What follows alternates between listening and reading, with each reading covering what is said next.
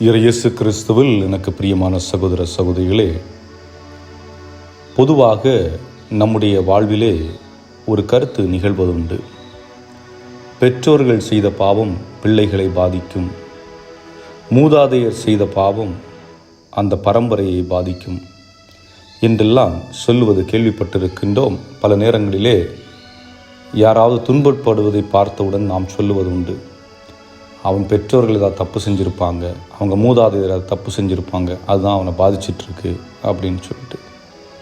ஆனால் இந்த கருத்துக்கு எதிர்கருத்தை இன்றைக்கு முதல் வாசகத்திலே ஆண்டவர் எசேக்கியேல் இறைவாக்கினர் வாயிலாக கொடுக்கின்றார்.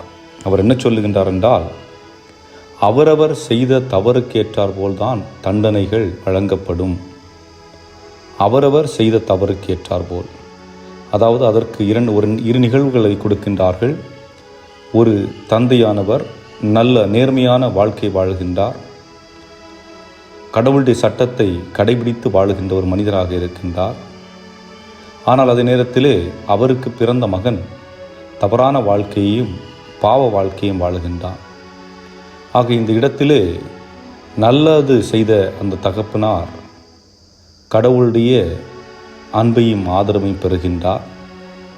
அதே நேரத்திலே தவறாக வாழ்க்கை வாழுகின்ற அந்த மகன் தண்டனை தீர்ப்புக்கு உட்படுத்தப்படுகின்றான். ஆனால் அதே நேரத்திலே இறைவன் இரக்கமுள்ளவராக இருப்பதனால் தண்டனையை உடனடியாக வழங்காமல் அவன் மனமாற்றம் அடைந்து மனம் திரும்பி தன்னுடைய வாழ்வை புதுப்பித்தவனாக வர வேண்டும் என்று கடவுள் விரும்புகின்றார்.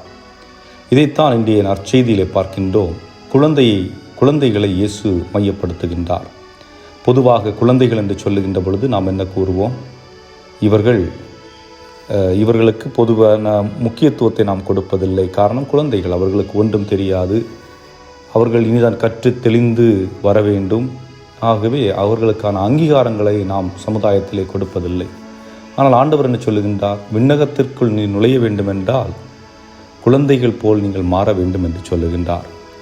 காரணம், குழந்தைகள் என்பவர்கள் நம்பிக்கை உள்ளவர்கள், தூய்மை உள்ளவர்கள், தாழ்ச்சி நிறைந்தவர்கள், நேர்மையானவர்கள்.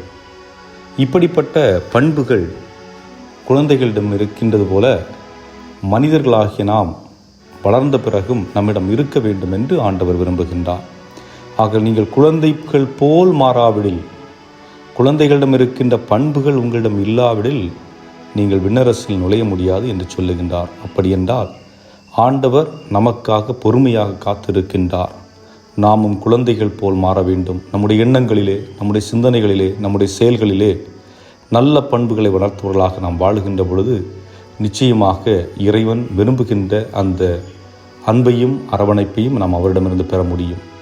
ஆக ஆண்டவர் இயேசு கிறிஸ்து இன்றைய நற்செய்தியின் வாயிலாகவும் இன்றைய முதல் வாசகத்தின் வாயிலாகவும் நமக்கு விடுக்கின்ற அழைப்பு, மனம் மாறுங்கள், மாற்றத்தை உங்களிடமிருந்து ஆரம்பியுங்கள், பிறர் மாற வேண்டும், மற்றவர்கள் மனம் திரும்ப வேண்டும் என்று உங்களுடைய கணிப்புகளை மற்றவர்கள் மீது வைக்காமல், நான் எதிலிருந்து மாற்றம் பெற வேண்டும், நான் எந்த தவறான செயல்களை, தவறான வார்த்தைகளை பயன்படுத்தி கொண்டிருக்கின்றேன் என்று உணர்ந்து அதிலிருந்து மாற்றம் பெறுவதற்காக இன்றைய நாள் அழைப்பு கொடுக்கப்படுகின்றது.